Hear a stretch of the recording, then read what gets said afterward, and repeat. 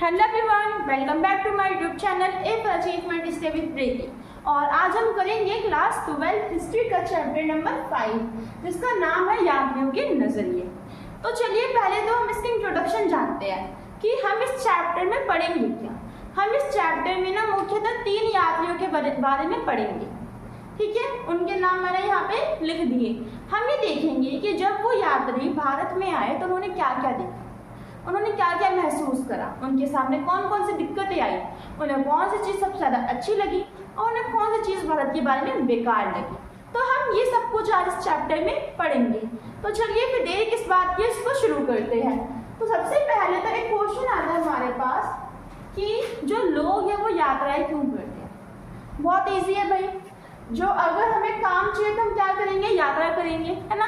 अगर भारत के किसी नागरिक को क्या चाहिए, काम चाहिए, अच्छा काम चाहिए, अच्छी जॉब चाहिए, तो वो कहाँ पे जाएगा, ट्रैवल कहाँ पे जाएगा जॉब करने के लिए, ऐसे जैसे देश में जाएगा। ऐसे ही अगर कहीं पे क्या होता है, प्राकृतिक आपदा आ जाती है, सुनामी आ जाना, बाढ़ आ जाना, सूखा पड़ जाना, तब भी वो लोग क्या करते हैं, दूसरे देश के लिए प्रस्थान करते हैं या फिर यात्रा करते हैं।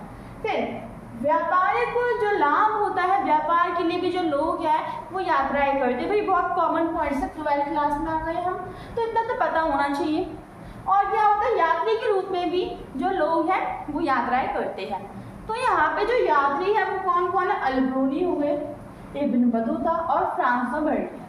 सबसे पहले तो हम इस चैप्टर में जो अल-बिरूनी है इनके बारे में हम सब कुछ जानेंगे, ठीक है। कि इनका जन्म कब हुआ, इन्हें कौन कौन सी भाषाएं आती थी, उन्होंने कौन से बुक लिखी। तो चलिए इसको शुरू करते हैं।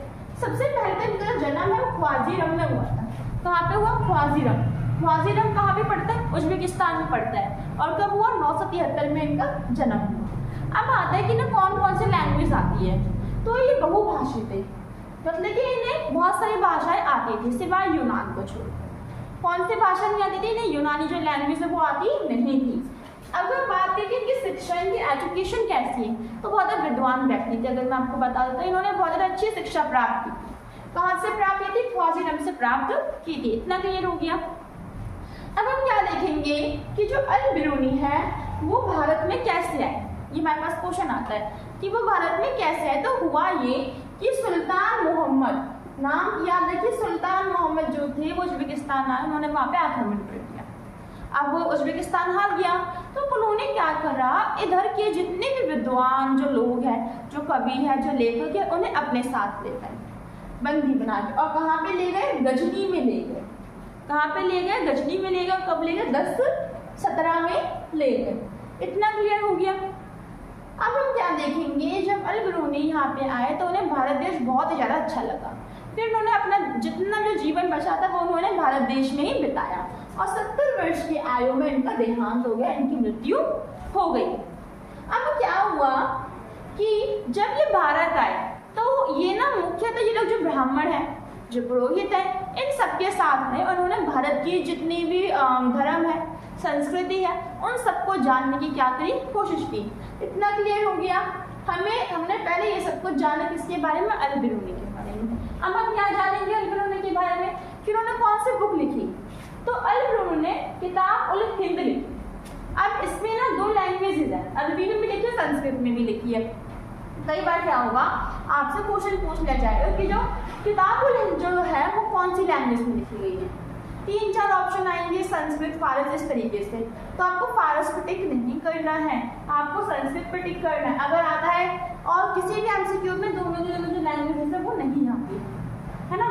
अब क्या होता है, अब हम क्या देखेंगे आगे कि इन्होंने अपनी बुक में क्या क्या लिखा।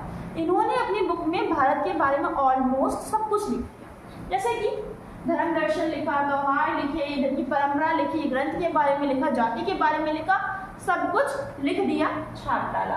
अब आता है कि इनकी शैली किस तरीके की है, मतलब कि इन्होंने किताब में किस तरीके से लिखा, है ना।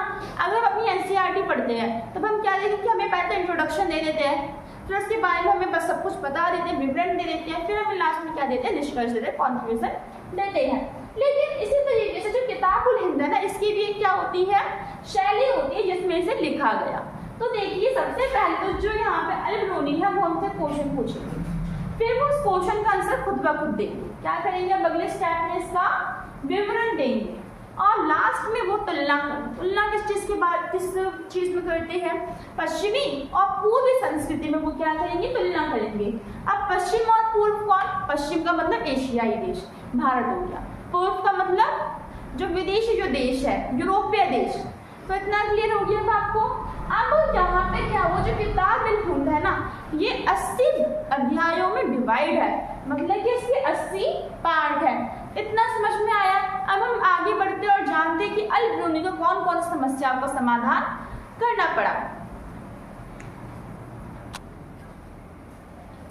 तो देखिए, सबसे पहले तो जो अल्बेरोनी है, इन्हें ना 3 बाधाएं आई। बाधाएं का मतलब मुसीबतें आई भारत की संस्कृति को समझने में। तो सबसे पहला क्या था कि इनकी जो भाषा थी ना, वो इनकी बहुत अलग थी इंडिया से। दूसरा, ये यहाँ का जो धर्म है ना, उसको समझ नहीं पा रहे थे। और तीसरा था अभिमान। तो अब हम इसकी जो बाधा है, इसको डिफाइन कैसे करेंगे। तो सबसे पहले आता है भाषा। ऐसा कि हमें पता है कि अल्बेरोनी को बहुत सारी भाषाएं आती थी, लेकिन उसे वो वाली भाषा अच्छे से नहीं आती थी। अगर अभी भी हम क्या करेंगे, इंग्लिश पढ़ेंगे, तो इंग्लिश में बहुत सारे वर्ड्स होंगे जो कि हमें आ नहीं पाएंगे। तो यही जो दिक्कत है वो इनको भी हुई, क्योंकि क्या होता है, कुछ वर्ड्स के जो मीनिंग है वो डबल मीनिंग भी होती है, दो उसके अर्थ भी होते हैं। तो इसलिए वो इसे समझ नहीं पाए। तो इन्हें भाषा का क्या हुआ, अवरोध या हुआ या फिर बाधा हुई। अब धर्म, अब जो अल्बेरोनी थे वो उज्बेकिस्तान से आए थे। कहाँ पे आए थे, भारत में आए थे। दोनों में धर्म जो है वो अलग अलग होगा, तो उन्हें धर्म को समझने में, भारत की संस्कृति को समझने में भी इन्हें क्या लगा, टाइम लगा। तो वो भी इनके लिए क्या एक बाधा है। और तीसरा आता है अभिमान। अब अभिमान किस चीज का है, अभिमान इस चीज का है कि वो किस तरीके से उन ग्रंथों को पढ़ सकते हैं, है ना। क्योंकि अगर हम भी क्या करें, अगर हम भी किसी और देश में जाए, तो सबसे पहले हम प्राथमिकता किसको देंगे, अपने देश को देंगे, अपने देश के ग्रंथों को देंगे। तो इसी तरीके से इनके साथ होता। ये हमेशा क्या कोशिश करते थे कि अपने जो देश है, उनके जो ग्रंथ है, उनको ज्यादा पढ़ा सके। लेकिन जो सत्य है वो सत्य इन्होंने एकदम सत्य ही लिखा था। तो इतना समझ में आ गया। अब ये आता है कि इन्होंने अपने इन बाधाओं पे जीत किस तरीके से हासिल की। तो देखिए, इन्होंने क्या किया, इन्होंने जितना हो सके ना, इन्होंने अपने ग्रंथ पढ़े, है ना, कि जितने भी उन्हें ग्रंथ मिले वो उन्होंने क्या करे, पढ़ना स्टार्ट कर दिए, ताकि वो उनकी मीनिंग समझ सके, ताकि वो उसकी क्या समझ सके, मीनिंग समझ सके। और फिर इन्होंने क्या करा, इन्होंने इसमें विजय पाने के लिए जो पुरोहित होते हैं, जो पंडित होते हैं, उनके साथ भी इन्होंने जीवन यापन करा, ताकि वो जो बात है उनको जान सके। अब ये आता है कि जो अल्बेरोनी है, उन्होंने भारत की जाति व्यवस्था के बारे में क्या बोला। तो उन्होंने ना भारत की जो जाति व्यवस्था है उसका क्या करा, कंपैरिजन करा। कंपैरिजन करा मतलब कि तुलना की। और वो तुलना किससे की, फ्रांस से, या फिर आप कह सकते हो जो यूरोपीय जो देश है ना, उससे इन्होंने क्या करा, तुलना करा। उन्होंने ये जाना कि जो जातियां हैं वो केवल भारत में ही सीमित नहीं है, बल्कि वो अलग अलग जो देश है उसमें भी फैली हुई है। अगर बात की पूर्व में जो जातियां, उनके 3 वर्ग मिलते हैं। पहला घुड़सवार और शासक वर्ग आता है पहले में, द्वितीय में अनुष्ठानिक चिकित्सक, और थर्ड में क्या आएगा, खगोल शास्त्री, किसान और शिल्पकार। इस तरीके से आता है। तो इतना क्लियर हो गया अब आपको। और उसने क्या बोला, उसने बोला कि वो भारत की जो संस्कृति, जो भारत की जो जाति है, वो उसको स्वीकार नहीं करता है। क्योंकि हमने इससे पहले क्या पढ़ा था कि भारत में ना 4 वर्ण है ना, और जातियां भी बहुत सारी है, लेकिन यहाँ पे जो जातियां थे उनको अधिकार नहीं थे जो कि अपवित्र कार्य करते थे। तो यहाँ पे जो अल्बेरोनी है, उनका क्या कहना था कि भाई दुनिया में जो भी लोग हैं ना, वो सबके सब पवित्र है।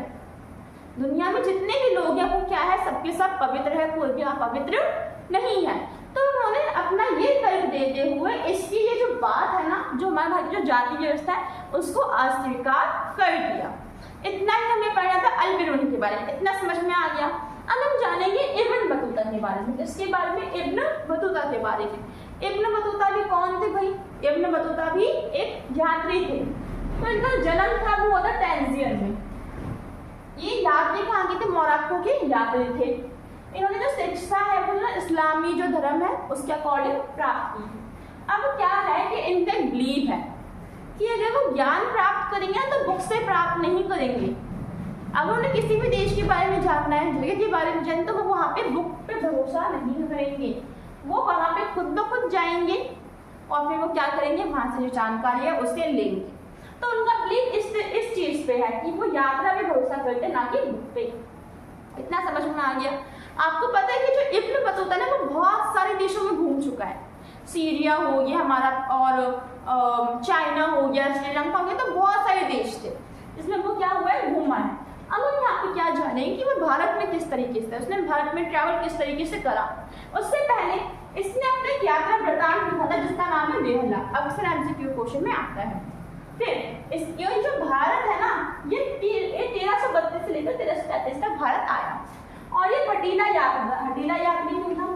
क्योंकि इसका जो मन करता ये वो करके ही रहता, इसका जहां पे यात्रा करने का मन करता वो करके ही रहता।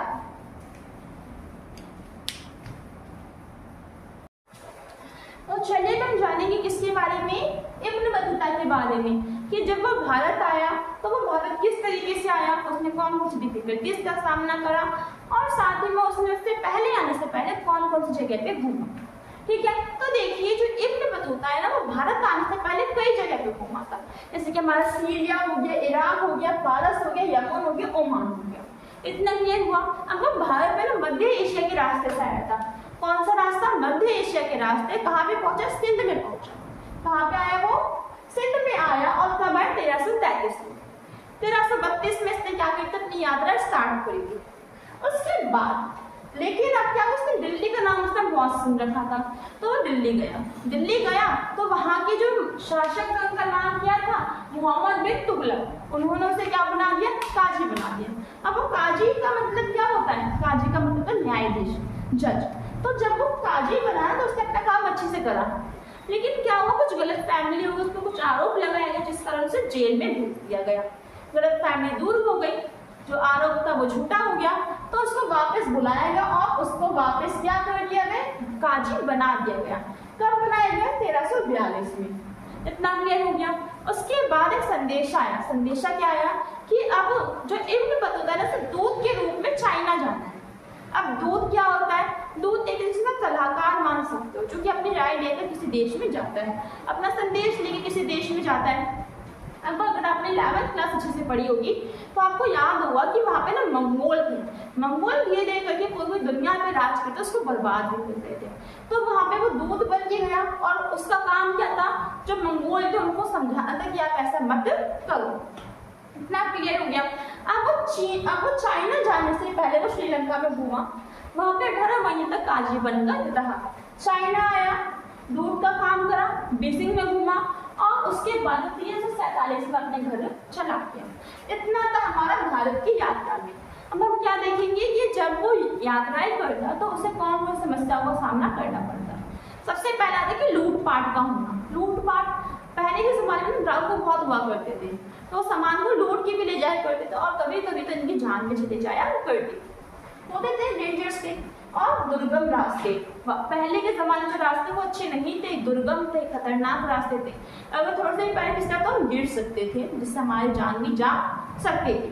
तो इतना क्लियर हो गया। अब क्या हुआ, जब इब्न बतूता भारत में आया तो उसे भारत की दो चीजें बहुत ही ज्यादा अच्छी लगी। कौन कौन सी? शहर, दूसरा था संचार प्रणाली। अब शहर की अगर हम बात करें तो उसे शहर में जो अच्छा लगा, तो उसे शहर की जो खासियत लगी वो क्या लगी, जो शहर में बहुत ज़्यादा भीड़ भाड़ थी, रंगीन सामान बहुत थे, बाजार बहुत अच्छा था, और वहाँ पे कौशल की कमी नहीं थी। उस वक्त की जो शहर है ना, उसमें जो सबसे जो उसे बड़ा शहर लगता था वो लगता था दिल्ली, आबादी में। और दूसरे नंबर पर था दौलताबाद। दौलताबाद अभी महाराष्ट्र है। और क्या वो उसे बाजार का जो केंद्र है, मतलब कि बाजार का जो सेंटर, जो गतिविधियां हैं वो उससे क्या लगता था? विनिमय करना। विनिमय का मतलब एक्सचेंज करना, लेन देन करना वस्तुओं का। और आर्थिक और सामाजिक गतिविधियां इसको बाजार का केंद्र लगती थी। अब आता है कि भारत में जो कृषि है वो उपजाऊ क्यों थी? इसके नजरिए में भारत में जो कृषि थी वो उपजाऊ इसलिए थी क्योंकि वहाँ पे नदियाँ अच्छी थी। अगर पानी अच्छा होगा तभी तो सिंचाई दे पाएंगे, सिंचाई अच्छी होगी तो जो फसल है वो उग पाएगी, और जो मिट्टी थी वो बहुत ही ज्यादा उपजाऊ थी। और क्या हुआ, अब यहाँ पे क्या हुआ, जब इब्न बतूता आया तो उसे कुछ चीजें अचंभे वाली लगी, मतलब कि सरप्राइज हो गया उन्हें। वो क्या था? पान और नारियल, क्योंकि उसने पहले पान और नारियल नहीं देखा होगा, नहीं उसको खाया हुआ, तो जब वो भारत में आया तो इन दोनों को देखकर शॉक हो गया, उसे अचंभा हुआ। अब हम जानेंगे जो इब्न बतूता है इसकी नजरिए किसके प्रति? भारत की संचार प्रणाली के प्रति। तो देखिए उस वक्त उसने क्या वर्णन करा कि जो भारतीय संचार प्रणाली वो दो तरीके की है। कितने तरीके की? दो तरीके की। एक है अश्व और दूसरी है पैदल यात्री। अब अश्व और पैदल यात्री से हम क्या समझते हैं? अश्व मतलब जो संचार है वो किसके द्वारा हुआ करता था? घोड़ों के द्वारा। और पैदल यात्री जब संचार किसके द्वारा हुआ करता था? व्यक्ति के द्वारा हुआ करता था। तो उसने इन दो प्रणाली का वर्णन करा। अश्व को हम कहते थे उलूक। क्या बोलते थे? उलूक। इतना याद रखना। पैदल यात्री जहाँ पे आराम करते थे उसको हम कहते थे दावा। क्या कहते थे? दावा। अब हम यहाँ पे जानें कि उसे इतने इफेक्टिव क्यों लगी इंडिया की संचार प्रणाली। सबसे पहले तो वहाँ पे लोग विश्राम गृह हुआ करते थे भारत में, और सेकेंड की वहाँ पे जो सूचना थी वो बहुत ज़्यादा जल्दी पहुँच जाती थी, बहुत ज़्यादा जल्दी फैल जाती थी। अब यहाँ पे देखिए हुआ क्या करता था कि जैसे कि यहाँ पे एक घोड़ा खड़ा है, यहाँ पे संदेश वाहक खड़ा है, ठीक है। तो वहाँ पे यह जब संदेश वाहक है वो जाता और 4 मील का रास्ता तय करता। कितने मील का रास्ता? 4 मील का। अब जब वो जाता तो यहीं पे 4 मील पे ही क्या होता? एक विश्राम गृह बना होता जहाँ पे सारी जो सुविधाएं वो होती। तो अब यहाँ पे क्या होता? जो घोड़े हैं और घोड़े के ऊपर जो बैठे थे वो लोग यहाँ पे रेस्ट करते, और इसी के अंदर दूसरी टीम भी होती, ठीक है। उसके बाद जो दूसरी जो टीम है वो क्या करती? वो 4 मील चलती। कितने मील? 4 मील। उसके बाद 4 मील पे ऐसा ही विश्राम गृह बना होता, फिर से वही प्रोसेस होता। अब यहाँ पे आते, यहाँ पे रेस्ट करते, और यहाँ और इस 4 मील पे जो लोग बैठे थे वो आगे चले जाते, और फिर से ये जो प्रोसेस है वो हमारा होता रहता है। समझ में आया हो तो रिवाइज करके देख सकते हो आप। अब ऐसा ही पैदल यात्री के साथ भी हुआ करता था, लेकिन उसमें थोड़ा सा डिफरेंस था। डिफरेंस क्या था कि जो पैदल जो संचार जो यात्री उनके हाथ में छड़ हुआ करती थी। जैसे ही वो 3 या फिर 4 मील पार करने वाले तो वैसे वो छड़ बजाना स्टार्ट कर देते, जिस कारण विश्राम गृह में जो लोग हैं उन्हें पता चलता कि हम वो लोग आ रहे हैं, तो उनके लिए जो सुविधाएं हैं उनका प्रबंध करते और अपनी में तैयारी करते। तो इसलिए इससे भारतीय संचार प्रणाली वो बहुत ज़्यादा इफेक्टिव लगती। इतना क्लियर हो गया। वहाँ पर सूचना है वो बहुत ज़्यादा जल्दी पहुँच जाती थी, ज़्यादा टाइम नहीं लगता था। अब आता है कि जो हमारा इब्न बतूता है इसने दास के बारे में क्या बोला। उसने क्या बोला कि पहले के ज़माने में भारत में जो दास है वो बहुत ज़्यादा प्रचलित थे। दास बहुत ज़्यादा बड़ी मात्रा में बेचे खरीदे जाते थे, या फिर उन्हें भेंट भी दिया करते थे, गिफ्ट में देते थे। दासों का जो काम था वो क्या होता था? घर का काम करना और पाल के उठाना। और यहाँ पे जो दासियाँ थी वो गुप्तचर का भी काम किया करती थी। मतलब कि जो समझिए कि अगर हमारे राज्य में कुछ लोग आए तो उनको देखना कि वो क्या कर रहे हैं क्या नहीं कर रहे, तो गुप्तचर का काम करना, और बाद में जो इंफॉर्मेशन है वो राजा को देती। तो आज की वीडियो में इतना ही। हमने जाना इब्न बतूता अल-बरूनी के बारे में। अगली वीडियो में हम जानेंगे अपने अगले यात्री के बारे में। तो चलिए मिलते हैं अगली वीडियो में। लाइक और सब्सक्राइब करना ना भूलें।